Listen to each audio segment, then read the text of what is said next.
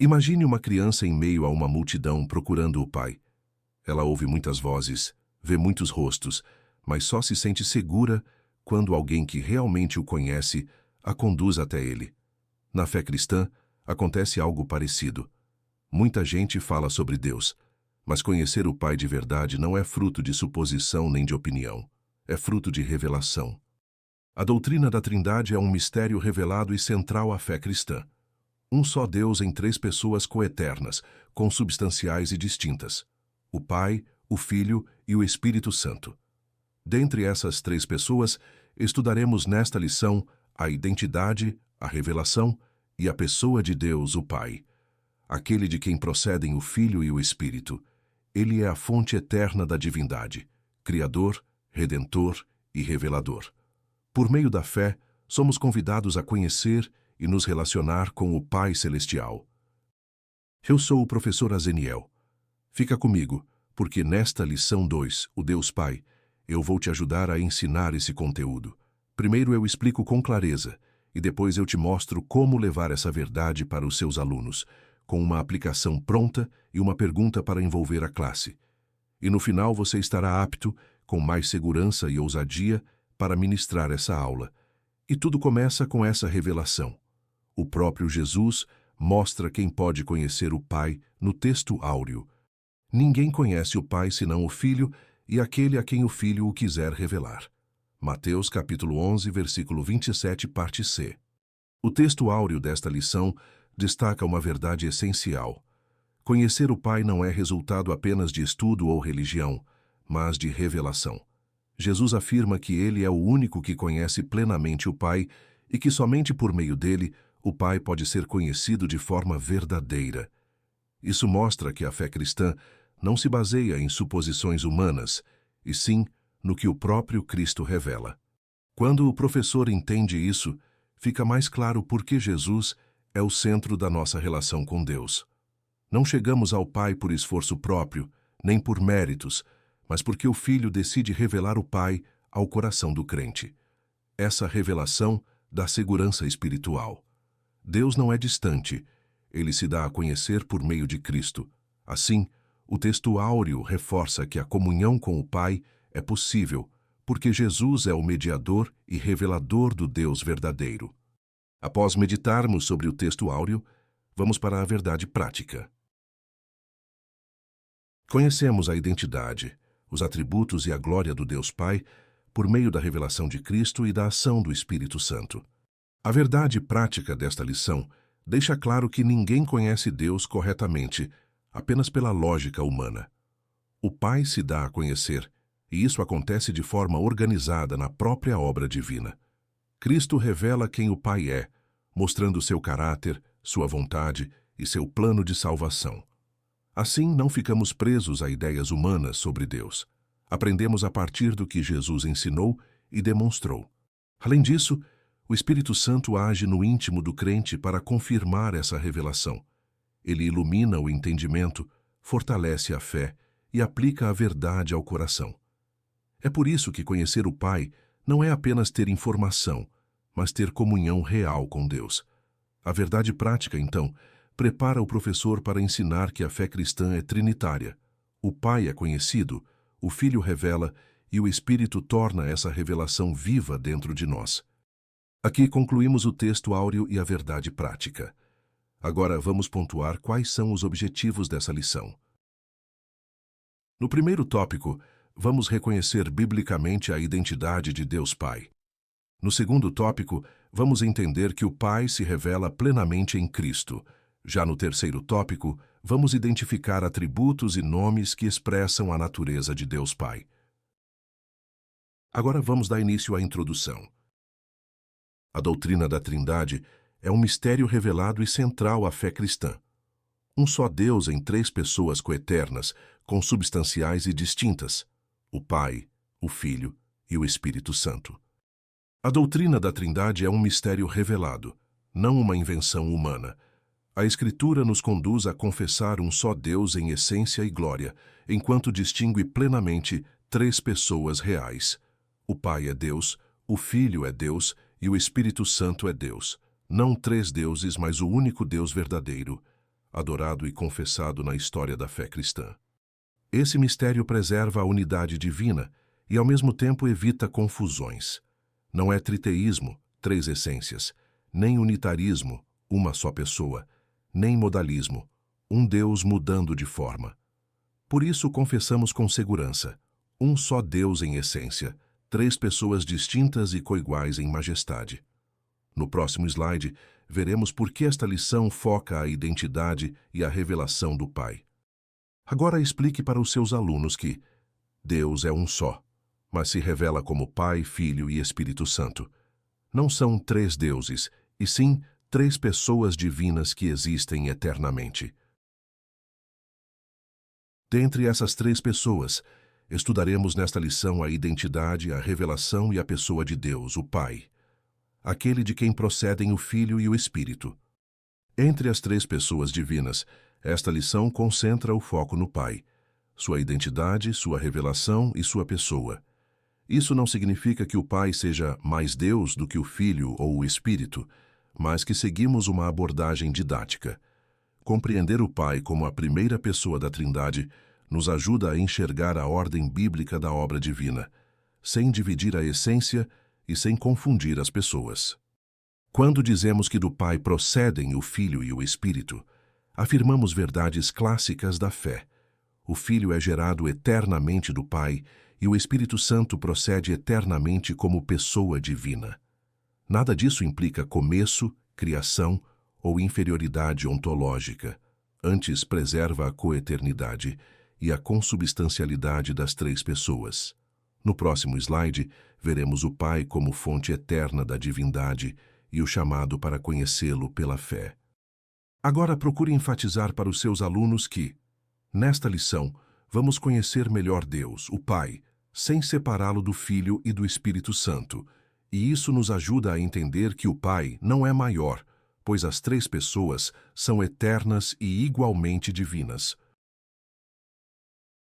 Ele é a fonte eterna da divindade, Criador, Redentor e Revelador. Por meio da fé, somos convidados a conhecer e nos relacionar com o Pai Celestial. Ao afirmar que o Pai é a fonte eterna da divindade, estamos descrevendo a ordem pessoal na Trindade, sem dividir a essência divina. Um só Deus, três pessoas. O Pai não é mais Deus, nem atua isoladamente. Ele é o Pai eterno do Filho, e com o Filho é confessado junto ao Espírito como o único Deus verdadeiro, coeterno e consubstancial, conforme a fé cristã histórica. Por isso, falar do Pai como Criador, Redentor e Revelador não cria três obras separadas, mas reconhece a unidade da ação divina. O Pai é a origem do propósito, o Filho é o Verbo por meio de quem Deus age e salva, e o Espírito é quem torna essa verdade viva em nós. Assim, a fé nos conduz a um relacionamento real com o Pai, pela revelação do Filho e pela ação do Espírito. No próximo tópico, veremos a identidade do Pai como o único Deus verdadeiro nas Escrituras. Agora, esclareça para os seus alunos que a fé cristã não apresenta um Deus distante, mas um Pai que se dá a conhecer. E esse conhecimento acontece porque Cristo revela quem o Pai é, e o Espírito confirma essa verdade no nosso coração. Aqui concluímos a introdução. Agora vamos dar início ao primeiro tópico. A identidade de Deus, o Pai. Tópico 1. O Pai é o único Deus verdadeiro. Subtópico 1.1. O Pentateuco declara: Ouve, Israel, o Senhor nosso Deus é o único Senhor. Deuteronômio capítulo 6, versículo 4. Deus, no Antigo Testamento, é um só Deus, que se revela pelos seus nomes, pelos seus atributos e pelos seus atos. Orton, 1997, página 159. Deuteronômio 6, versículo 4, fixa o alicerce da fé bíblica. O Senhor é único, exclusivo e não admite concorrentes. Isso confronta a idolatria e exige devoção integral, deixando claro que o povo de Deus não adora um Deus entre outros, mas o único Deus verdadeiro. Partir daqui é o melhor caminho porque preserva o monoteísmo do Antigo Testamento e impede que a doutrina cristã seja entendida como três divindades separadas. Quando Horton lembra que Deus se revela por seus nomes, atributos e atos, ele aponta para o modo como o próprio Antigo Testamento nos ensina a conhecer o Deus único, pela sua identidade, caráter e intervenção real na história. Esse mesmo Deus único é quem, no Novo Testamento, revela mais plenamente a distinção das pessoas, sem dividir a essência. Por isso, a unidade do Deus único é o chão firme para distinguirmos as pessoas sem quebrar a essência. No próximo slide, veremos como o Novo Testamento identifica o Pai com o título Deus Pai. Agora, procure fazer seus alunos compreender que Deus não é um entre muitos. Ele é o único Senhor, digno de adoração exclusiva, e essa verdade é a base para entendermos, sem confusão, o Pai, o Filho e o Espírito como pessoas divinas distintas no mesmo Deus único. O Novo Testamento apresenta o Pai como Deus por excelência, identificado 6 vezes com o título de Deus Pai. João capítulo 6, versículo 27, 1 Coríntios capítulo 15, versículo 24, e Gálatas capítulo 1, versículo 1 e 3, depois Efésios capítulo 6, versículo 23, e por fim 1 Pedro capítulo 1, versículo 2. Agora acompanhe comigo na referência em destaque. Diz assim, versículo 27, trabalhai não pela comida que perece, mas pela comida que permanece para a vida eterna, a qual o Filho do Homem vos dará, porque a este o Pai, Deus, o selou. Como acabamos de ler, fica claro que Jesus aponta o Pai como aquele que o credencia e autentica, revelando uma relação real e pessoal entre o Pai e o Filho. Isso mostra que o Novo Testamento frequentemente usa o termo Deus de modo referencial para o Pai, sem negar a plena divindade do Filho e do Espírito. Portanto, Deus Pai não é um título de superioridade ontológica, mas uma identificação relacional. O Pai é Deus, e o Filho e o Espírito são consubstanciais com Ele. E as demais ocorrências aprofundam esse quadro. Na consumação, Paulo afirma que o reino será entregue a Deus, o Pai, 1 Coríntios 15, versículo 24, indicando o Pai como destino da história redentora. Na saudação apostólica, Deus Pai aparece como fonte do chamado, da graça e da paz, Gálatas 1, versículo 1 e 3, e também como aquele que concede paz à Igreja em união com Cristo, Efésios 6, versículo 23. Pedro, por sua vez, mostra a salvação como obra trinitária. Eleitos segundo a presciência de Deus Pai, santificados pelo Espírito e alcançados pela obediência e aspersão do sangue de Jesus. 1 Pedro 1, versículo 2. Assim, o título Deus Pai reforça a identidade do Pai sem diminuir o Filho e o Espírito, na mesma essência divina. No próximo slide, veremos como a Bíblia também chama Deus de Pai, destacando seu papel como Criador e sustentador. Agora, procure enfatizar para os seus alunos que, quando o Novo Testamento chama o Pai de Deus Pai, ele está reforçando quem é o Deus verdadeiro que adoramos.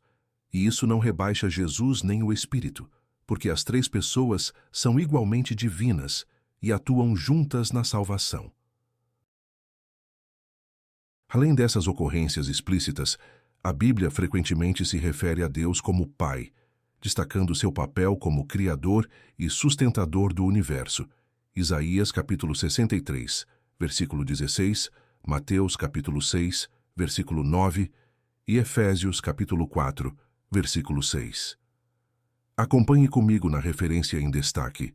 Diz assim no versículo 16, Mas tu és nosso Pai, ainda que Abraão nos não conhece, e Israel não nos reconhece. Tu, ó Senhor, és nosso Pai, nosso Redentor, desde a antiguidade, é o teu nome. Como acabamos de ler, fica claro que o Senhor é reconhecido como Pai e Redentor, mesmo quando faltam apoios humanos, porque Ele permanece fiel. Isso mostra que Pai não é só linguagem afetiva, mas confissão teológica. Deus cuida, governa e sustenta o seu povo. E isso não confunde as pessoas, antes, prepara o entendimento do Pai como pessoa divina na revelação plena do Novo Testamento. Jesus aprofunda essa verdade ao nos ensinar a orar Pai Nosso, Mateus 6, versículo 9, chamando a confiança reverente.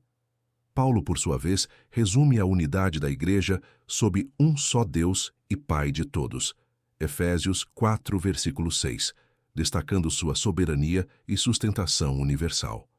Assim, chamar Deus de Pai une cuidado e governo e nos conduz à comunhão com Ele pela revelação de Cristo. No próximo slide, veremos como Jesus reforça esse relacionamento pessoal com o Pai na oração. Agora esclareça para os seus alunos que, quando a Bíblia chama Deus de Pai, ela ensina que Ele cria, governa e cuida, e Jesus nos convida a nos aproximar do Pai com reverência e confiança. O próprio Jesus se refere a Deus como Pai, e ensina os discípulos a orarem Pai Nosso que estás nos céus, Mateus capítulo 6, versículo 9, reforçando a necessidade de um relacionamento pessoal com Deus. Ao observarmos o ensino de Jesus sobre a oração, percebemos que ele não apenas chama Deus de Pai, ele convida os discípulos a se aproximarem com reverência e confiança. Pai Nosso mostra que o relacionamento com Deus é pessoal e, ao mesmo tempo, comunitário. Não é distante, nem impessoal. E esse acesso não é fruto de técnica religiosa, mas de revelação. O Filho nos dá a linguagem da intimidade santa, sem confundir as pessoas da Trindade. Quando Jesus diz que estás nos céus, ele preserva a transcendência do Pai, enquanto mantém a proximidade do coração que ora. Isso evita dois extremos: reduzir Deus à força impessoal ou tratá-lo como um Deus qualquer, moldado à vontade humana.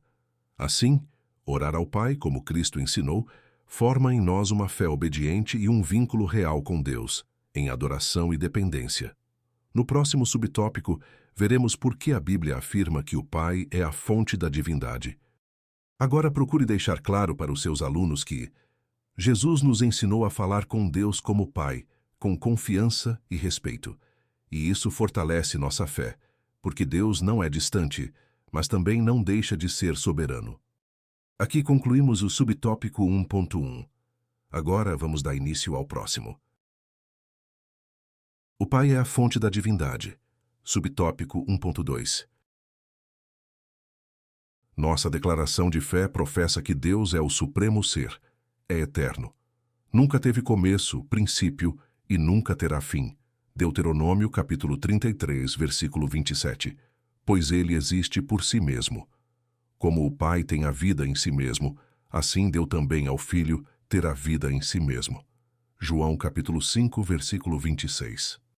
Agora acompanhe comigo na referência em destaque.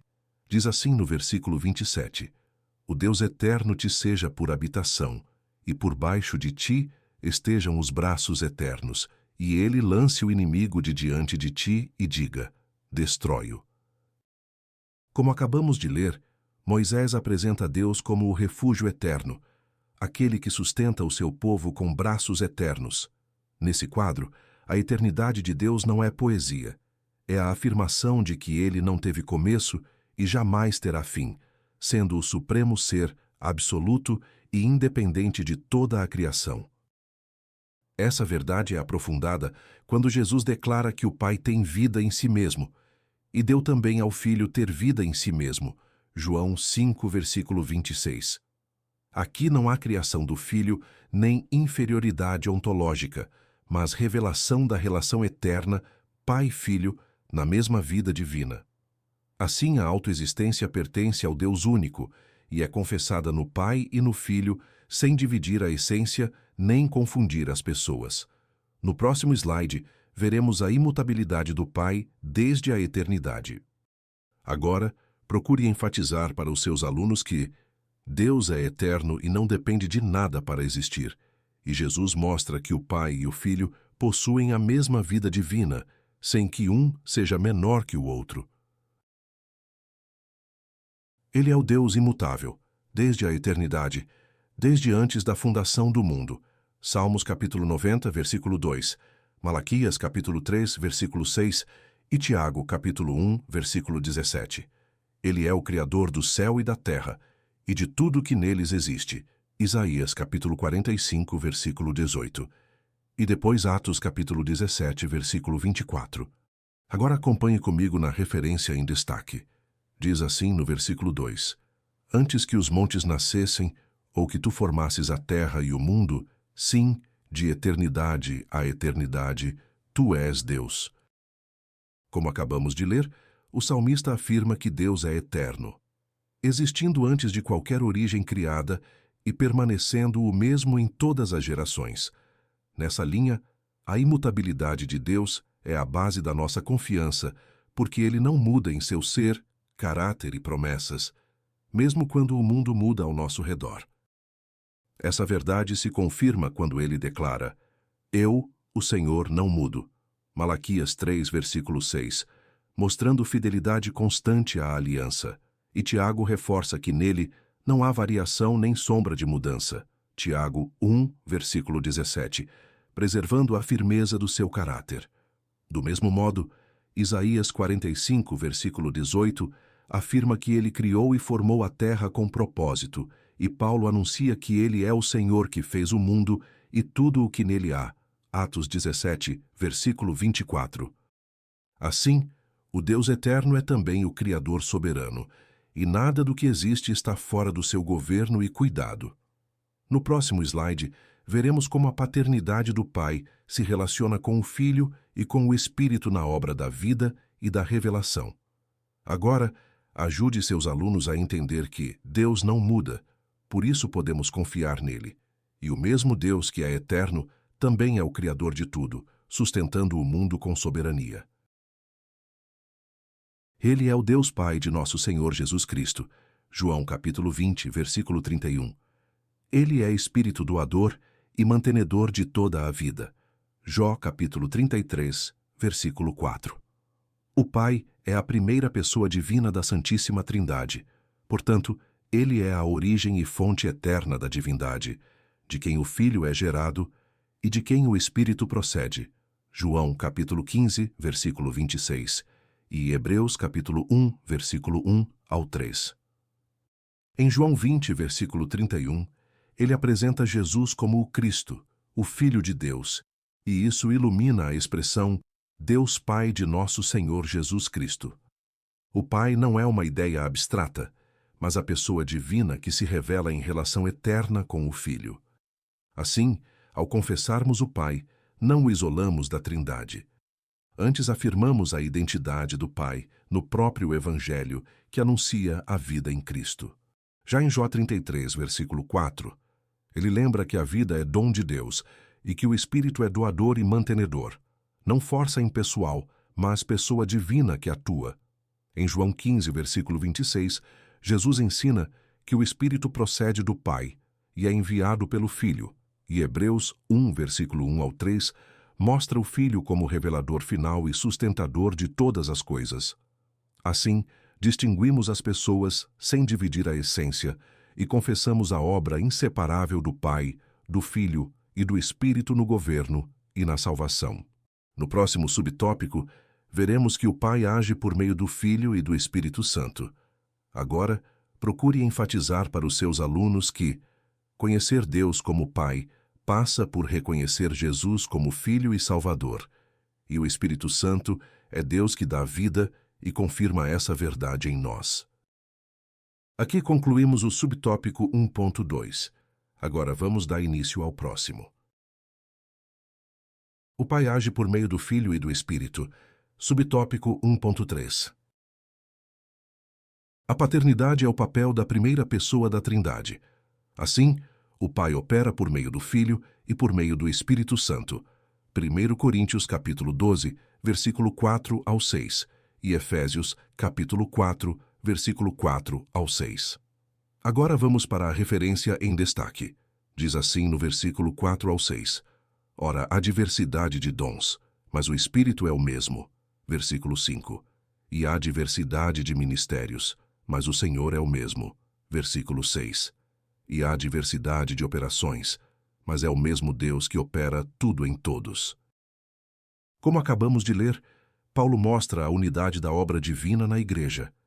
A diversidade de dons ministérios e operações, mas o mesmo Espírito, o mesmo Senhor e o mesmo Deus que realiza tudo em todos. Nesse texto, a paternidade do Pai aparece como fonte da ação divina sem isolamento. O Pai atua e o faz inseparavelmente por meio do Filho e do Espírito, cada pessoa conforme sua distinção pessoal. Efésios 4, versículo 4 ao 6, amplia esse mesmo padrão. Um só corpo e um só Espírito, uma só esperança, um só Senhor, uma só fé, um só batismo, e um só Deus e Pai de todos. Paulo não está criando hierarquia de essência, mas organizando a confissão cristã. O Pai é Deus e Pai, o Filho é o Senhor, e o Espírito é quem vivifica e unifica o corpo. Assim, distinguimos as pessoas sem separar a essência, e entendemos que toda a vida da Igreja é sustentada pela ação conjunta do Deus triuno. No próximo slide, veremos por que essa operação conjunta não implica inferioridade entre as pessoas. Agora, esclareça para os seus alunos que o Pai age, mas não age sozinho. Ele opera por meio do Filho e do Espírito Santo, e isso fortalece nossa fé, porque Deus trabalha de forma perfeita e unida em nós. Isso não implica inferioridade, mas expressa a maneira como as três pessoas operam inseparavelmente, cada uma conforme sua distinção pessoal. Aqui o ponto não é repetir que Deus é um em três, mas esclarecer uma distinção essencial. Diferença de funções não significa diferença de natureza. Quando falamos que as pessoas operam inseparavelmente, afirmamos que existe uma única vontade e um único poder divino em ação. Por isso, nenhuma pessoa age de modo independente ou concorrente, e a obra é sempre do único Deus verdadeiro. Ao mesmo tempo, distinção pessoal significa que cada pessoa é verdadeiramente quem é, sem troca de papéis. O Pai não é o Filho não é o Espírito, e o Espírito não é o Pai. Isso evita dois desvios práticos: transformar a Trindade em três agentes separados ou reduzir as pessoas a meras aparências. Assim, a unidade é real e a distinção também é real, e é exatamente esse equilíbrio que mantém a fé cristã ortodoxa. No próximo slide, veremos exemplos dessa atuação inseparável na criação e na redenção. Agora procure fazer seus alunos compreender que, na Trindade, ninguém é maior ou menor. Existe uma única obra divina, feita em perfeita unidade, e, ao mesmo tempo, Pai, Filho e Espírito são pessoas distintas, não máscaras do mesmo sujeito. O Pai proclamou as palavras criadoras, Salmos capítulo 33, versículo 9, e o Filho as executou, João 1, versículo 3. O Pai planejou a redenção, Tito, capítulo 1, versículo 2, e o Filho as realizou, João, capítulo 17, versículo 4. Agora acompanhe comigo na referência em destaque. Diz assim no versículo 9, porque falou, e tudo se fez, mandou, e logo tudo apareceu. Como acabamos de ler, o salmista mostra que Deus cria pela sua palavra. Ele fala, e tudo passa a existir segundo o seu decreto. João 1, versículo 3, esclarece como essa palavra criadora opera. Todas as coisas vieram à existência por meio do Filho, e nada do que foi feito existe à parte dele. Assim, o Pai é a fonte que determina, e o Filho é o agente que executa, na mesma obra divina inseparável. O mesmo padrão aparece na redenção. Tito 1, versículo 2, aponta que o propósito salvador foi planejado antes dos tempos eternos, revelando o plano do Pai. Em João 17, versículo 4, Jesus afirma ter consumado a obra que o Pai lhe confiou, mostrando a realização histórica desse plano na missão do Filho. Assim, a salvação tem ordem sem desigualdade, o Pai planeja, o Filho realiza e o Espírito aplica, com a mesma essência e glória. No próximo slide, veremos o envio do Espírito como consolador e ensinador. Agora, procure enfatizar para os seus alunos que, na criação e na salvação, Deus age em perfeita unidade. O Pai determina e envia, e o Filho executa e cumpre. Por isso, nossa fé descansa num plano eterno e numa obra consumada. Quando o Filho retornou ao céu, O Espírito Santo foi enviado pelo Pai e pelo Filho para ser o Consolador e Ensinador. João capítulo 14, versículo 26.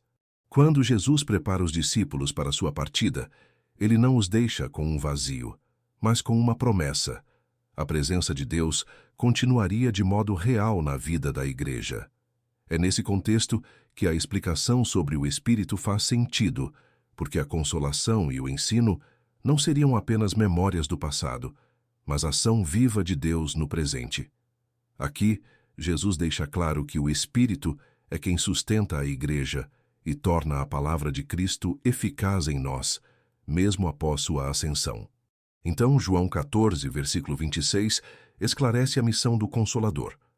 O Pai envia o Espírito em nome do Filho, e ele vem para ensinar e fazer lembrar tudo o que Cristo disse. Isso mostra que o Espírito Santo é pessoa divina, não energia impessoal, pois instrui, guia e aplica a verdade. Assim, o envio do Espírito confirma a unidade da obra trinitária. O Pai envia, o Filho medeia e o Espírito consola e ensina em perfeita comunhão. No próximo slide, veremos a formulação do credo de Atanásio sobre coeternidade e coigualdade. Agora, explique para os seus alunos que Jesus prometeu que Deus continuaria presente com a Igreja. O Espírito Santo foi enviado para consolar, ensinar e lembrar tudo o que Cristo ensinou. Conforme o credo de Atanásio, século V. Nenhuma das três pessoas é antes ou depois da outra. Nenhuma é maior ou menor do que outra. Mas as três pessoas são coeternas e coiguais. Ao citar o credo de Atanásio, a lição não está criando doutrina, mas resumindo com precisão o que a Igreja aprendeu a confessar ao organizar o ensino bíblico. O ponto do credo é proteger duas verdades ao mesmo tempo: a unidade de Deus e a distinção real das pessoas. Assim, quando falamos do Pai, do Filho e do Espírito, não falamos de três deuses, nem de um Deus que apenas muda de forma. Por isso, o credo afirma que nenhuma pessoa é antes ou depois, maior ou menor. Não existe hierarquia de essência dentro da divindade. Existe distinção pessoal e ordem de atuação, mas a natureza divina é uma só, plenamente compartilhada pelas três pessoas. Assim, a fé cristã confessa coeternidade e coigualdade sem confusão, e rejeita tanto o subordinacionismo ontológico quanto o modalismo. No próximo tópico, veremos como o Pai se revela aos humildes. Agora procure enfatizar para os seus alunos que o Pai, o Filho e o Espírito Santo não competem entre si. Nenhum é maior ou menor.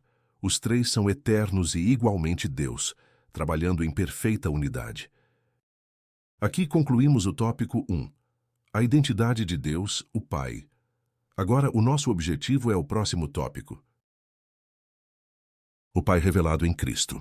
Tópico 2. O Pai se revela aos humildes.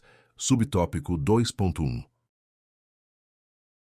Jesus exalta ao Pai acerca de uma profunda verdade espiritual. Ocultaste estas coisas aos sábios e instruídos e as revelaste aos pequeninos. Mateus capítulo 11, versículo 25. Quando Jesus exalta o Pai, ele interpreta um princípio espiritual decisivo. Deus não está preso ao critério humano de prestígio ou autossuficiência. Em Mateus 11, versículo 25, ocultar e revelar não falam de arbitrariedade, mas do modo como o coração soberbo resiste à luz enquanto o humilde a recebe. Aqui Jesus mostra que a revelação do Pai alcança quem se rende, porque o orgulho fecha os olhos, mas a humildade abre espaço para a verdade de Deus. Essa palavra também orienta o professor sobre a pedagogia do reino. O conhecimento de Deus não é apenas informação, é resposta de fé. Os sábios e instruídos representam a confiança na própria justiça, enquanto os pequeninos representam dependência e docilidade diante do Pai. Assim, o Pai se revela com graça aos humildes e Cristo ensina que o caminho do verdadeiro conhecimento de Deus passa pela simplicidade da fé. No próximo slide, veremos quem são esses sábios mencionados por Jesus. Agora procure enfatizar para os seus alunos que Deus se dá a conhecer a quem tem um coração humilde, e quando alguém confia demais em si mesmo, acaba ficando cego para as coisas de Deus. Os primeiros intitulados sábios, do grego sofós, são aqueles que detêm inteligência e educação acima da média. Como acabamos de ver no slide anterior, Jesus contrasta os sábios e instruídos com os pequeninos, mostrando que a revelação do Pai não se rende ao orgulho humano. Agora, a lição começa a definir o primeiro grupo, sábios. O termo grego sofós descreve quem é reconhecido por inteligência, domínio de argumentos e educação acima da média. Alguém que costuma ocupar posição de prestígio cultural. O ponto aqui não é condenar o conhecimento, mas a postura que ele pode produzir. Quando a sabedoria vira autossuficiência, ela se torna barreira espiritual. Assim, a crítica de Jesus é contra a autossuficiência que tenta acessar as coisas de Deus sem humildade e sem rendição ao Pai. No próximo slide, veremos quem são os instruídos e por que essa postura marcou fariseus e escribas. Agora, procure deixar claro para os seus alunos que Jesus não condena a inteligência. Ele alerta contra o orgulho que pode nascer dela. Deus se revela a quem tem um coração humilde e disposto a aprender. Os outros, os instruídos, do grego sinetós, são as pessoas com cultura e instrução. Esses vocábulos caracterizam os fariseus e os escribas, que se vangloriavam de sua formação privilegiada, mas que padeciam de cegueira espiritual. Como acabamos de ver no slide anterior, Jesus não está atacando a inteligência, mas a postura orgulhosa que transforma conhecimento em autonomia diante de Deus. Agora, ele menciona os instruídos, do grego sinetós, termo ligado a quem possui cultura, formação e capacidade de interpretação. Em si, isso poderia ser uma virtude, porém, quando vira motivo de vanglória, passa a funcionar como filtro que rejeita a revelação do Pai. É nesse sentido que a lição associa esses vocábulos aos fariseus e escribas. Eles se apoiavam no status religioso e na erudição, mas permaneciam incapazes de reconhecer o que Deus estava fazendo em Cristo. Assim, a cegueira espiritual nasce quando o orgulho governa o saber, e o coração troca a dependência do Pai por autossuficiência religiosa. No próximo slide, veremos por que os mistérios do reino não são revelados aos soberbos. Agora, procure enfatizar para os seus alunos que o problema não é ter instrução, e sim confiar nela como se fosse suficiente para conhecer a Deus. Quem se enche de si mesmo pode ficar cego para aquilo que Deus revela. Significa que os mistérios do reino de Deus não são revelados aos soberbos, aos que se consideram sábios, aos próprios olhos. Provérbios capítulo 3, versículo 7. Acompanhe comigo no versículo 7. Diz assim: Não seja sábio a teus próprios olhos, teme ao Senhor e aparta-te do mal. Como acabamos de ler, fica claro que a postura interior define se alguém está disposto a receber a verdade do reino. Aqui, o ponto é simples para o professor. A soberba cria resistência espiritual, enquanto o temor do Senhor abre o coração para aprender de Deus e obedecer. Isso explica por que Jesus contrasta sábios e instruídos com pequeninos. Não é falta de capacidade, mas excesso de autoconfiança. Assim, a revelação do reino encontra o coração humilde e não prospera onde a pessoa insiste em ser sábia aos próprios olhos. No próximo slide veremos quem são os pequeninos a quem o Pai se dá a conhecer. Agora, procure enfatizar para os seus alunos que Deus ensina a quem tem humildade para aprender. O orgulho fecha o coração. O temor do Senhor abre caminho para compreender o reino. O Pai se dá a conhecer aos pequeninos, do grego népios, aqueles que possuem a humildade das crianças. Mateus capítulo 18, versículo 2 ao 4. Como vimos no slide anterior, a questão não é capacidade intelectual, mas disposição do coração diante de Deus. Agora, Jesus afirma que o Pai se dá a conhecer aos pequeninos, népios. Não é elogio à imaturidade, e sim a humildade de quem reconhece dependência e se deixa ensinar. O professor pode enfatizar que essa postura é o oposto da soberba religiosa. É simplicidade, confiança e abertura para receber a verdade. Em Mateus 18, versículo 2 ao 4, Jesus ilustra essa humildade ao colocar uma criança como referência, mostrando que entrar no reino exige conversão de postura, não acúmulo de status. Assim, pequeninos são os que se rebaixam e se rendem, não os que se promovem.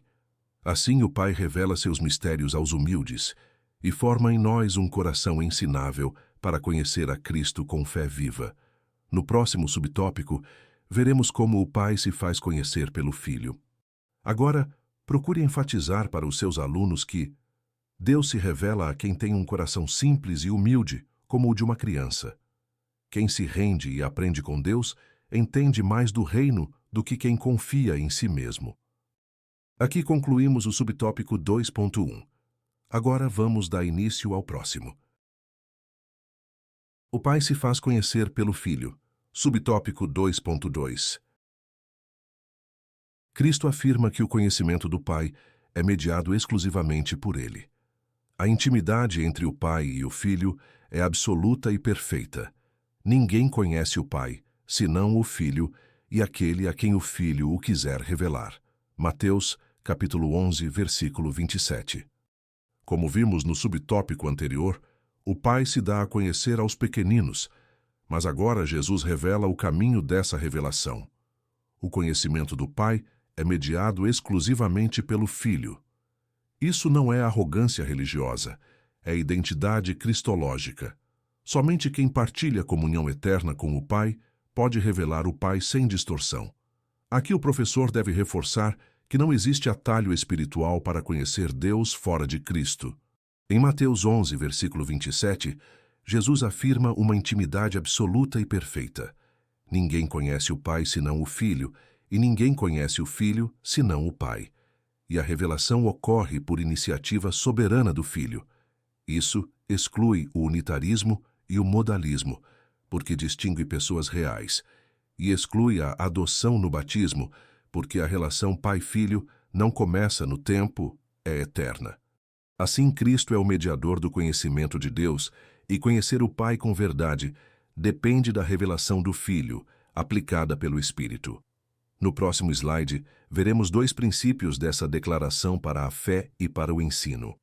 Agora, procure enfatizar para os seus alunos que só conhecemos o Pai de verdade por meio de Jesus Cristo. Se tirarmos Cristo do centro, nossa ideia de Deus fica incompleta e pode virar engano. Como vimos no slide anterior, Jesus estabelece quem pode revelar o Pai. Agora o slide dá um passo a mais e mostra o que essa fala implica para a nossa fé de forma prática e segura para o professor ensinar. Essa declaração revela dois princípios importantes. O primeiro princípio é que o Pai é um ser pessoal e relacional. Salmos capítulo 46, versículo 10, chama o povo a reconhecer Deus e se aquietar diante dele, mostrando presença e governo, não uma força impessoal. Isaías capítulo 46, versículo 9, reafirma que ele é Deus e não há outro, destacando soberania e identidade. Portanto, o Pai é alguém que se revela e se relaciona, e não um conceito neutro ou uma energia distante. O segundo princípio é que só é possível conhecer a Deus por meio do Filho. João capítulo 14, versículo 6, afirma que o acesso ao Pai tem um caminho exclusivo, Cristo. E 1 Timóteo, capítulo 2, versículo 5, reforça que há um único mediador entre Deus e os homens. Assim, o conhecimento verdadeiro do Pai é cristocêntrico, e qualquer rota fora de Cristo produz distorção, não comunhão real. No próximo slide, veremos por que o Filho é o intérprete supremo do Pai. Agora procure enfatizar para os seus alunos que Deus não é uma força impessoal. Ele é Pai e se relaciona com seu povo. E nós só conhecemos o Pai de verdade por meio de Jesus Cristo, o único mediador. O Filho é o intérprete supremo do Pai. o único capaz de revelar sua natureza, vontade e amor. João capítulo 1, versículo 18, e Hebreus 1, versículo 1. Sem Cristo, qualquer tentativa de conhecer o Pai será incompleta ou distorcida e fadada ao erro e à idolatria. João capítulo 10, versículo 30, Colossenses 1, versículo 15 e capítulo 2, versículo 8 e 9. Agora acompanhe comigo na referência em destaque. Diz assim, versículo 18, Deus nunca foi visto por alguém. O Filho unigênito, que está no seio do Pai, este o fez conhecer. Como acabamos de ler na referência, fica claro que o Pai não é conhecido por esforço humano, mas por revelação. O Filho é quem o torna conhecido de forma fiel. Por isso, chamá-lo de intérprete supremo significa afirmar que Jesus não transmite uma opinião sobre Deus, mas revela quem o Pai é em sua natureza, vontade e amor. Em Hebreus capítulo 1, versículo 1, mostra que toda a revelação culmina no Filho. João 10, versículo 30, garante que essa revelação é verdadeira, porque Pai e Filho compartilham a mesma essência. Colossenses 1, versículo 15, afirma que o Filho torna visível o Deus invisível. E Colossenses 2, versículo 8 e 9, alerta que, fora de Cristo, o conhecimento de Deus se distorce. Assim, sem Cristo, o saber religioso se torna incompleto e pode descambar para a idolatria, mesmo usando linguagem bíblica. No próximo subtópico, veremos como essa revelação preserva a unidade e a distinção na Trindade. Agora, procure enfatizar para os seus alunos que só conhecemos o Pai de verdade por meio de Jesus. Fora de Cristo, a ideia de Deus pode até parecer correta, mas acaba ficando distorcida. Aqui concluímos o subtópico 2.2. Agora vamos dar início ao próximo. Quem vê o Filho, vê o Pai. Subtópico 2.3. No diálogo com Filipe, Jesus revela outra verdade sublime. Quem me vê a mim, vê o Pai. João capítulo 14, versículo 9. Essa declaração ratifica a doutrina da unidade da Trindade. Jesus é a perfeita expressão do Pai, o qual, sendo o resplendor da sua glória e a expressa imagem da sua pessoa. Hebreus capítulo 1, versículo 3. Em João 14, versículo 9, Jesus afirma que vê-lo é ver o Pai, porque ele revela o Pai de modo perfeito e verdadeiro. Isso não significa que Pai e Filho sejam a mesma pessoa, mas que o Filho é a manifestação fiel do ser e do caráter do Pai. A unidade entre Pai e Filho é de essência, não de identidade pessoal, e isso preserva a Trindade sem cair em modalismo. Já em Hebreus capítulo 1, versículo 3, aprofunda essa verdade ao apresentar o Filho como resplendor da glória e expressão exata do ser de Deus. Cristo não comunica uma parte do Pai, mas revela com plena fidelidade quem Deus é. Assim, conhecer Jesus é conhecer o Pai com segurança, porque a revelação é divina e não humana. Assim, Cristo é a revelação perfeita do Pai e a fé cristã permanece firme na coigualdade e consubstancialidade das pessoas. No próximo slide, veremos como essa unidade não elimina a distinção entre Pai e Filho. Agora, procure enfatizar para os seus alunos que ver Jesus é conhecer o Pai, porque Jesus revela Deus com perfeição. Isso não quer dizer que Pai e Filho sejam a mesma pessoa, mas que são um só Deus em unidade. A unidade entre Pai e Filho é essencial e inseparável. Eu e o Pai somos um. João capítulo 10, versículo 30. Não significa que são a mesma pessoa, mas que compartilham a mesma natureza divina. Neste ponto, Jesus nos leva ao coração da relação entre Pai e Filho, usando uma declaração curta, porém decisiva. Quando lemos João 10, versículo 30, vemos que eu e o Pai somos um, afirma uma unidade essencial. Não é só concordância moral, mas comunhão de natureza e vontade. Aqui o professor deve frisar que o Filho não é um Deus menor, nem um intermediário criado, mas plenamente divino com o Pai. Essa unidade é de essência, não de confusão de pessoas, e por isso rejeita tanto o subordinacionismo ontológico quanto o modalismo. O próprio slide já antecipa a cautela necessária. Um não significa a mesma pessoa. Pai e filho permanecem distintos. O pai é pai, o filho é filho, e ainda assim compartilham a mesma natureza divina, coeterna e consubstancial. Assim, a fé cristã mantém equilíbrio, unidade real sem triteísmo, distinção real sem unitarismo.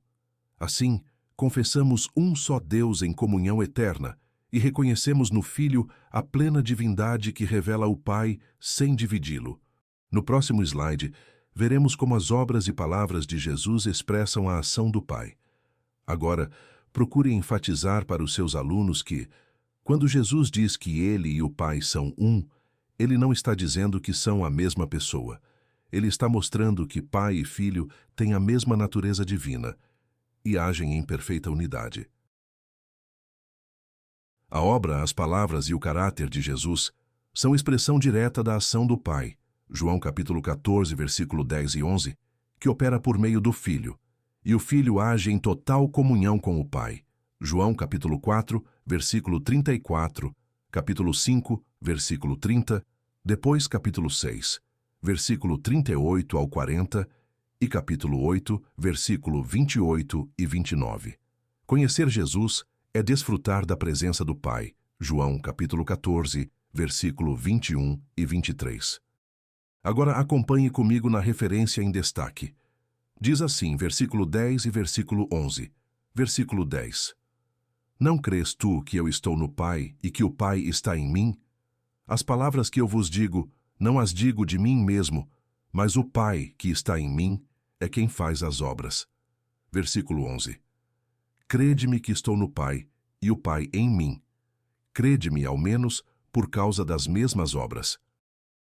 Como acabamos de ler, fica claro que Jesus não fala nem age isoladamente. Suas palavras e obras revelam a ação do Pai, e isso preserva a unidade sem confundir as pessoas. Aqui, o professor pode mostrar que a comunhão é tão plena que Cristo é a expressão fiel do Pai, mas continua sendo o Filho, em relação real com ele. O Pai opera por meio do Filho sem deixar de ser o Pai, e o Filho age em perfeita obediência sem ser menor em natureza. As demais referências detalham essa comunhão. Em João 4, versículo 34, Jesus assume a vontade do Pai como seu alimento. Em João 5, versículo 30, ele afirma julgar segundo o que ouve, buscando a vontade do Pai. Em João 6, versículo 38 ao 40, ele declara ter vindo para cumprir o propósito do Pai na salvação. E em João 8, versículo 28 e 29, ele mostra que suas palavras procedem do Pai e que ele sempre faz o que lhe agrada. Por fim, João 14, versículo 21 e 23, ensina que amar e obedecer a Cristo resulta em comunhão real com Deus. Assim, conhecer Jesus é entrar na presença do Pai, porque a relação com Cristo é o caminho concreto da comunhão com Deus. No próximo tópico, veremos a pessoa de Deus Pai e seus atributos. Agora, procure enfatizar para os seus alunos que Jesus não age sozinho. Tudo o que ele faz revela a vontade do Pai. Quem ama e obedece a Cristo experimenta comunhão real com Deus.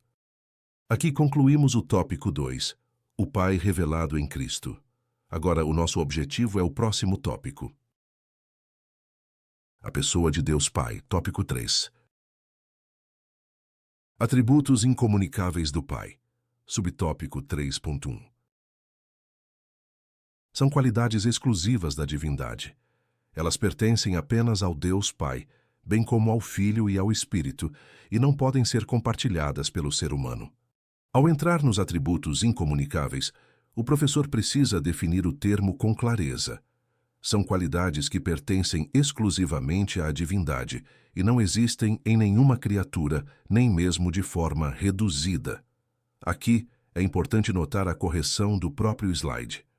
Embora o foco seja o Pai, esses atributos pertencem igualmente ao Filho e ao Espírito, porque as três pessoas compartilham a mesma essência divina. Isso protege a classe de dois erros comuns. Imaginar que o Pai tem atributos que o Filho não tem, ou pensar que Deus apenas empresta essas qualidades às criaturas. A incomunicabilidade preserva a diferença absoluta entre Criador e criatura e mantém a coigualdade do Deus triuno na mesma natureza divina. No próximo slide, veremos o primeiro desses atributos, a autoexistência. Agora procure enfatizar para os seus alunos que existem qualidades que só Deus possui. Elas pertencem ao Pai, ao Filho e ao Espírito Santo, e nenhum ser humano pode ter essas características como Deus tem. Agora entramos nos atributos incomunicáveis, e o slide começa anunciando que veremos os principais. A ideia é simples. São qualidades que pertencem somente a Deus e não podem ser compartilhadas com a criatura.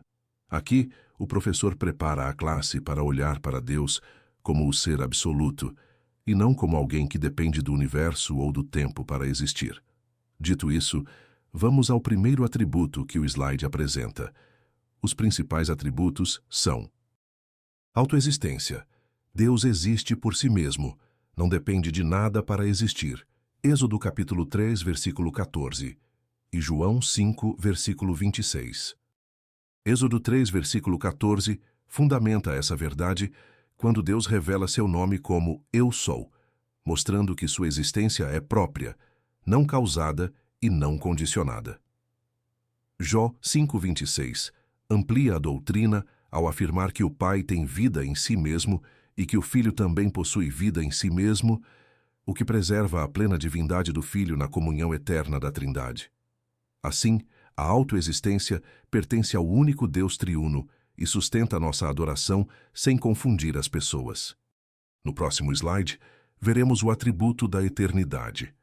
Agora procure enfatizar para os seus alunos que Deus não depende de nada para existir, e a Bíblia mostra que essa vida em si mesmo pertence ao Pai e também ao Filho, porque ambos são plenamente Deus.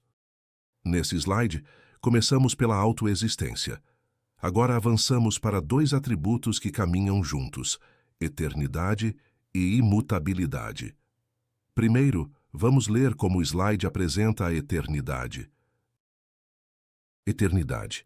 Deus não tem começo nem fim, não está limitado pelo tempo. Salmos capítulo 90, versículo 2 e Isaías capítulo 57, versículo 15. Aqui no Salmo 90, versículo 2, ele afirma que antes de qualquer criação, Deus já é Deus, mostrando que ele não surge no tempo nem envelhece com ele. Isaías 57, versículo 15, acrescenta que ele habita a eternidade, exaltado e santo, e ainda assim se relaciona com o humilde e contrito. Assim Deus governa o tempo sem estar preso a ele, e nossa fé descansa num Deus que não começa nem termina. Agora vamos ao segundo atributo do slide, que completa essa segurança, a imutabilidade. Imutabilidade. Deus não muda. Ele é sempre o mesmo. Malaquias 3, versículo 6 e Tiago 1, versículo 17. Aqui em Malaquias 3, versículo 6, ele declara que Deus não muda. E é por isso que suas promessas permanecem firmes, apesar da instabilidade humana. Tiago 1, versículo 17, reforça que nele não há variação nem sombra de mudança. Seu caráter não oscila, sua bondade não é inconstante. Assim, o Deus eterno é também absolutamente fiel e imutável, e isso sustenta a confiança da Igreja no Pai, no Filho e no Espírito. No próximo slide, veremos como esses atributos se expressam na onipotência e na onisciência. Agora, procure enfatizar para os seus alunos que Deus não está preso ao tempo e não muda com as circunstâncias. Por isso, podemos confiar nas promessas dele, porque seu caráter é sempre o mesmo. Depois de afirmar que Deus é eterno e imutável, o slide avança para dois atributos que mostram sua suficiência. Venha comigo. Vamos ler como o slide define a onipotência. Onipotência. Deus é todo-poderoso e nada pode frustrar seus desígnios. Jó capítulo 42, versículo 2 e Lucas capítulo 1, versículo 37. Jó 42, versículo 2 É a confissão de que nenhum propósito de Deus pode ser impedido.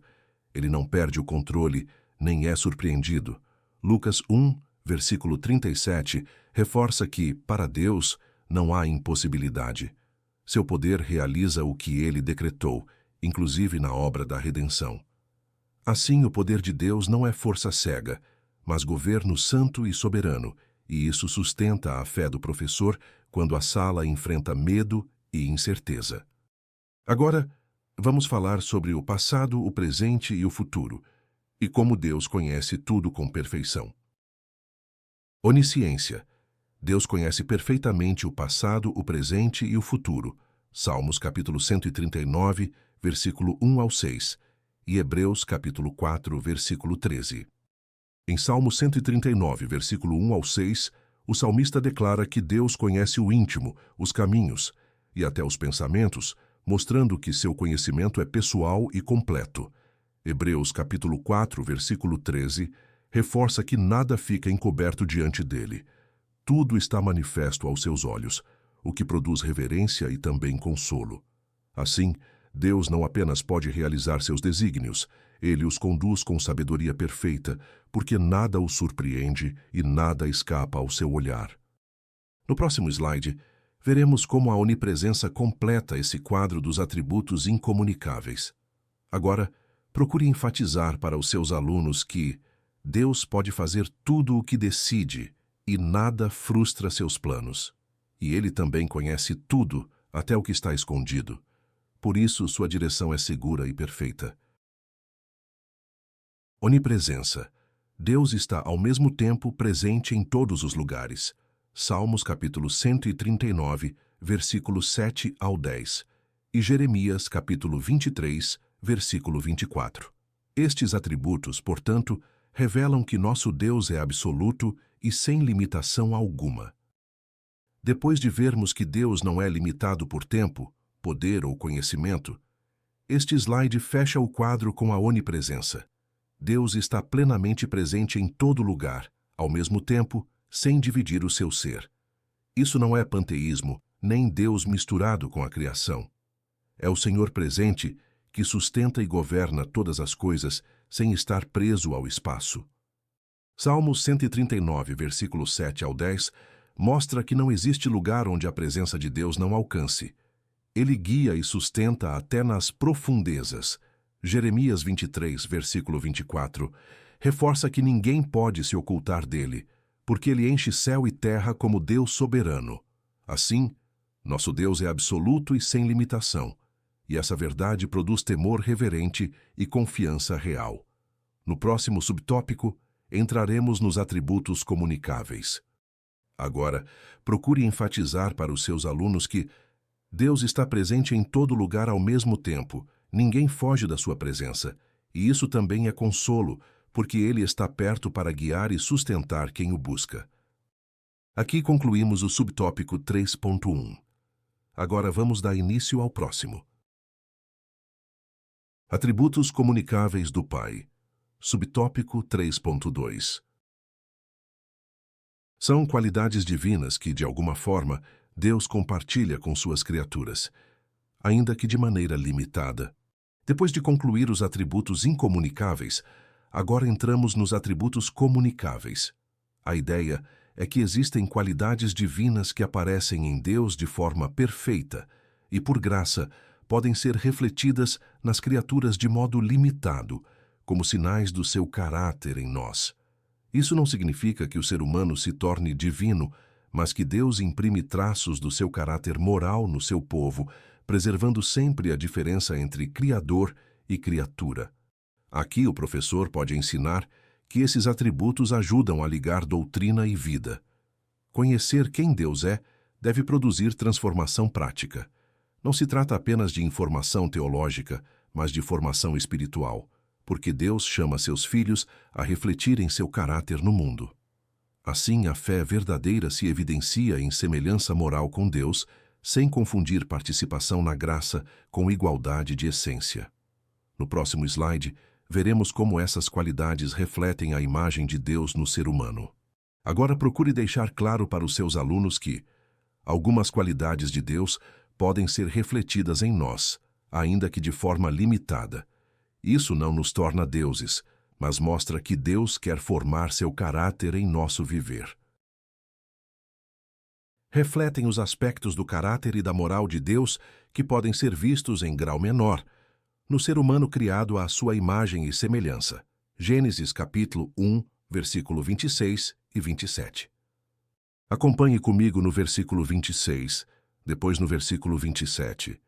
Diz assim, versículo 26. E disse Deus: façamos o homem à nossa imagem, conforme a nossa semelhança, e domine sobre os peixes do mar, e sobre as aves dos céus, e sobre o gado, e sobre toda a terra, e sobre todo réptil que se move sobre a terra. Versículo 27. E criou Deus o homem à sua imagem, a imagem de Deus o criou, macho e fêmea os criou.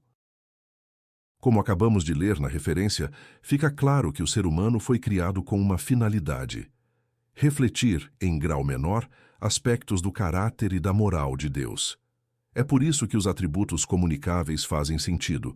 Não nos tornam divinos, mas mostram que Deus quer que sua marca apareça na nossa conduta, com responsabilidade e reverência diante do Criador. Aqui o professor pode destacar que imagem e semelhança não é licença para orgulho, mas chamado para viver de modo transformado. Em Cristo, aprendemos o padrão perfeito desse caráter, e pelo Espírito somos conduzidos a refletir esse padrão na prática. Assim, a imagem de Deus aponta para a semelhança moral, não para a igualdade de essência, e isso preserva a diferença entre Deus e a criatura. No próximo slide, veremos a santidade como primeiro destaque entre esses atributos. Agora procure enfatizar para os seus alunos que Deus nos criou para refletir seu caráter em atitudes e escolhas. Isso não nos torna iguais a Deus, mas nos chama a viver de modo responsável e obediente. Agora que entramos nos atributos comunicáveis, o slide faz um anúncio simples. Dentre eles, destacam-se. Aqui o professor prepara a classe para entender que veremos exemplos práticos do caráter de Deus que podem ser refletidos no crente, de modo limitado, sem confundir criatura com Criador. Esses atributos conectam doutrina e vida cristã porque mostram como conhecer Deus transforma o modo de viver. Dito isso, vamos ao primeiro atributo que o slide apresenta. Santidade. Deus é santo e chama seus filhos a serem santos em toda maneira de viver. Levítico capítulo 19, versículo 2 e 1 Pedro capítulo 1, versículo 15 e 16. Levítico 19, versículo 2 fundamenta o chamado. Deus é santo e por isso separa seu povo para si. Santidade envolve pertença e obediência, não apenas aparência. Em 1 Pedro 1, versículo 15 e 16, essa mesma ordem é reafirmada para a Igreja.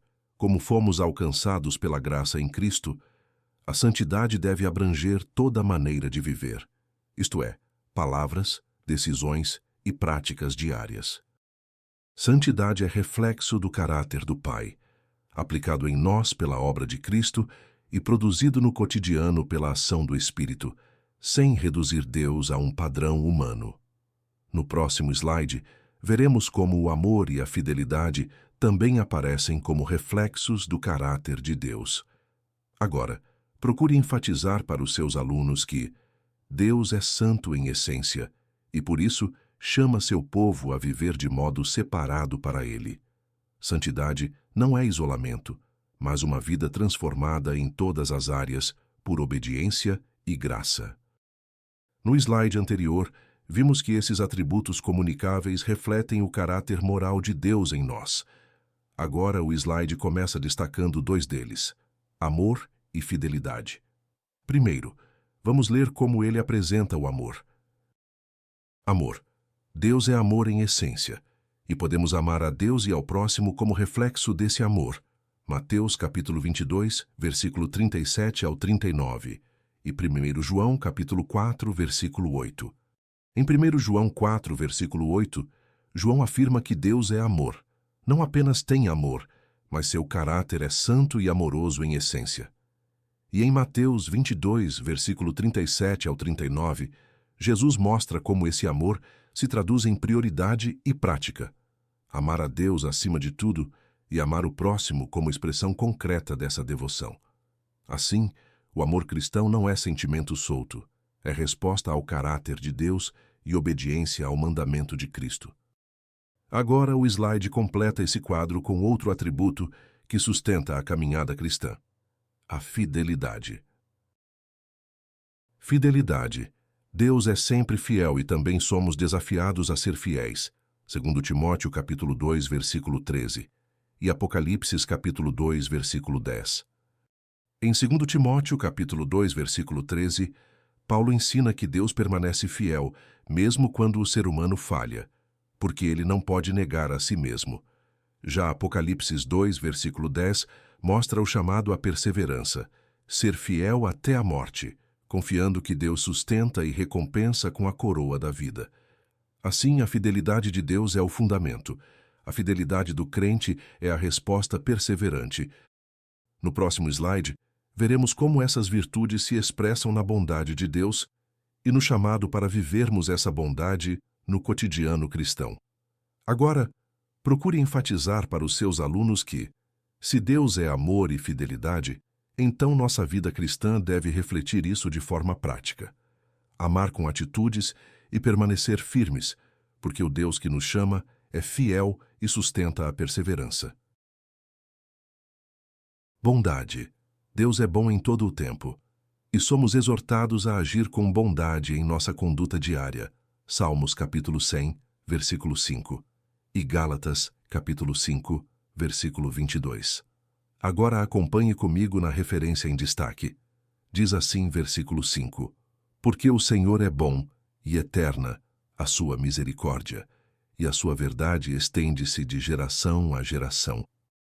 Como lemos na referência, fica claro que a bondade de Deus é constante e confiável, e isso dá base para a vida cristã. Aqui, o professor pode mostrar que bondade não é apenas um traço agradável, mas um aspecto do caráter de Deus que deve aparecer na conduta diária do crente, de modo prático e visível.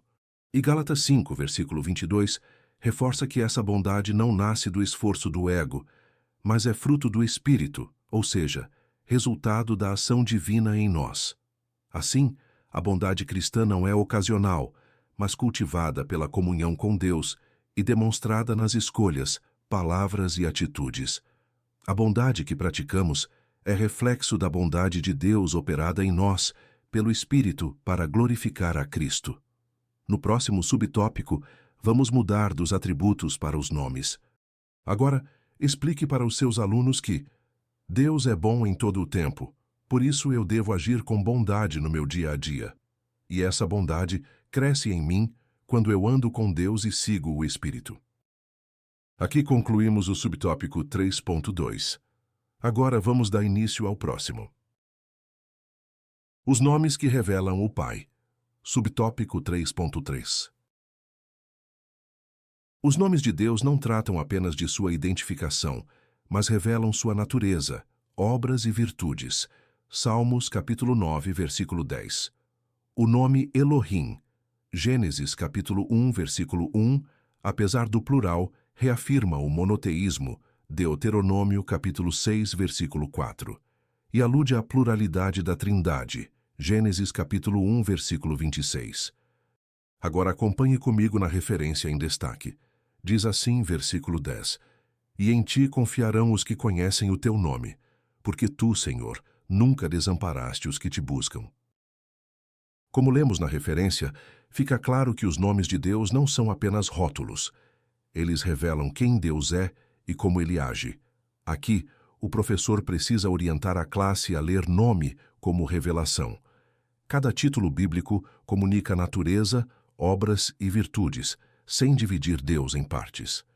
E mantendo a ortodoxia trinitária, esses nomes nunca criam três deuses, mas aprofundam o conhecimento do único Deus verdadeiro. Em Gênesis 1, versículo 1, o uso de Elohim aparece no plural, mas isso não quebra o monoteísmo. Deuteronômio 6, versículo 4, reafirma que Deus é um só em essência. Ao mesmo tempo, Gênesis 1, versículo 26, registra a linguagem no plural. Façamos, que não prova a Trindade isoladamente, mas é coerente com a revelação progressiva. O único Deus subsiste em 3 pessoas. Assim, Elohim preserva o monoteísmo e aponta para a riqueza trinitária da revelação sem cair em triteísmo nem em modalismo. No próximo slide, veremos como outros nomes, como El Shaddai, Adonai e Kyrios, revelam o poder e a autoridade do Senhor. Agora, explique para os seus alunos que os nomes de Deus mostram quem Ele é e o que Ele faz. Não são apenas títulos. Elohim afirma que há um só Deus e combina com a revelação da Trindade. Agora que vimos que os nomes de Deus revelam sua natureza, obras e virtudes, este slide nos ajuda a perceber como esses nomes expressam, de forma concreta, quem Deus é em relação ao seu poder e à sua autoridade. Acompanhe comigo. El Shaddai, Gênesis capítulo 17, versículo 1, revela Deus como o Todo-Poderoso, Gênesis capítulo 28, versículo 3, e capítulo 35, versículo 11. Em Gênesis 17, versículo 1, Deus se apresenta a Abraão como El Shaddai, o Todo-Poderoso, afirmando que ele é suficiente para cumprir suas promessas, mesmo quando as limitações humanas são evidentes. Essa revelação é confirmada em Gênesis capítulo 28, versículo 3, quando Isaac invoca o Deus Todo-Poderoso para abençoar Jacó, mostrando que a fecundidade e o futuro da aliança dependem do poder divino. Mais adiante, em Gênesis capítulo 35, versículo 11, o próprio Deus reafirma esse nome a Jacó, ligando seu poder à formação de uma nação e ao cumprimento do seu plano redentor. Assim, El Shaddai declara que Deus não apenas promete, mas tem poder absoluto para realizar. Se El Shaddai destaca o poder de Deus para agir, a próxima tela nos mostra sua autoridade para governar. Adonai, Salmos capítulo 8, versículo 1, e o grego Kyrios, Atos capítulo 2, versículo 36, manifestam sua autoridade como Senhor, Isaías capítulo 6, versículo 1, Filipenses capítulo 2, versículo 11. O título Adonai, como vemos em Salmos 8, versículo 1, apresenta Deus como Senhor soberano, digno de obediência e reverência. Essa mesma autoridade aparece em Isaías 6, versículo 1, quando o profeta contempla o Senhor exaltado no trono, governando sobre tudo. No Novo Testamento, essa verdade é ampliada com o termo Kyrios. Em Atos 2, versículo 36, Pedro afirma que Deus constituiu Jesus como Senhor, e Filipenses 2, versículo 11, confirma que toda língua confessará que Jesus Cristo é Senhor, para a glória de Deus Pai. Assim, o Deus Todo-Poderoso também é o Senhor absoluto, que reina com autoridade sobre toda a criação.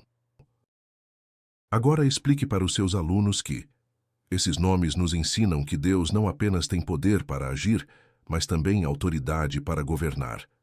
Ele é todo-poderoso para cumprir suas promessas e Senhor soberano que dirige a história. Reconhecer isso nos chama a confiança, submissão e adoração. O tetragrama pessoal YHWH, revelado como Eu Sou o que Sou. Êxodo capítulo 3, versículo 14, capítulo 6, versículo 13, enfatiza a eternidade e a imutabilidade de Deus. Salmos capítulo 68, versículo 4, e Malaquias capítulo 3, versículo 6. O nome YHWH é revelação pessoal. Deus se dá a conhecer como Eu Sou, afirmando seu ser absoluto e fiel. Êxodo 3, versículo 14. E em Êxodo 6, versículo 13, essa identidade aparece ligada à ação histórica do Senhor. O Deus que se revela é o mesmo que fala, chama, envia e cumpre sua aliança com o seu povo. Salmo 68, versículo 4, reforça que esse Deus é eterno e digno de confiança, acima das limitações do tempo. E Malaquias 3, versículo 6, aplica com clareza. Deus não muda. Portanto, seu caráter e suas promessas não oscilam. Assim, YHWH revela um Deus eterno e imutável, plenamente confiável. E isso sustenta a fé do professor ao ensinar segurança e reverência diante do Senhor. No próximo slide, vamos concluir como esses nomes revelam a soberania, o poder e a eternidade de Deus. Agora explique para os seus alunos que Deus é eterno e não muda. Ele permanece fiel em tudo o que faz. Por isso posso descansar nele e obedecer com segurança. Esses nomes divinos identificam a primeira pessoa da Trindade, sua soberania, poder e eternidade, aspectos fundamentais da doutrina cristã sobre a grandeza e a majestade de Deus. Aqui o slide amarra tudo o que vimos. Os nomes divinos não foram apresentados como curiosidade, mas como revelação. Eles identificam a primeira pessoa da Trindade como o Deus soberano, poderoso e eterno, sem separar o Pai do Filho e do Espírito, pois o único Deus é um em essência e triuno em pessoas. Assim, o professor pode mostrar que conhecer os nomes de Deus é aprofundar a fé, porque cada nome destaca um aspecto da grandeza do Senhor. Ao reunir soberania, poder e eternidade, o slide reforça que Deus não é limitado por tempo, circunstâncias ou oposição, e isso sustenta a doutrina cristã histórica. O Pai é Deus verdadeiro, coigual e coeterno com o Filho e com o Espírito, e a majestade divina é o fundamento da adoração e da confiança do crente. Esses nomes conduzem a uma visão elevada de Deus, cheia de reverência e segurança, e formam uma fé que adora com entendimento e obedece com firmeza. No próximo slide, iremos abordar a conclusão da lição. Agora explique para os seus alunos que os nomes de Deus nos mostram que Ele é grande, soberano, poderoso e eterno. Por isso, eu devo adorá-lo com reverência e confiar nele com segurança. Aqui concluímos o tópico 3. Agora vamos para a conclusão. A doutrina bíblica da Santíssima Trindade é a revelação concreta da vida divina compartilhada entre o Pai, o Filho e o Espírito Santo. Nesta lição, vimos que Deus, o Pai, é o Deus verdadeiro, eterno e soberano, revelado plenamente em Cristo. Ele é o autor da criação, o planejador da redenção e o sustentador da vida. Conhecer o Pai por meio do Filho é a essência da vida eterna. João capítulo 17, versículo 3. Que essa verdade desperte em nós o desejo sincero de conhecer, amar e obedecer ao Pai, que em Cristo nos adotou como filhos. João capítulo 1, versículo 12 e Romanos capítulo 8, versículo 15. Aqui chegamos ao final de mais uma lição. Deus abençoe.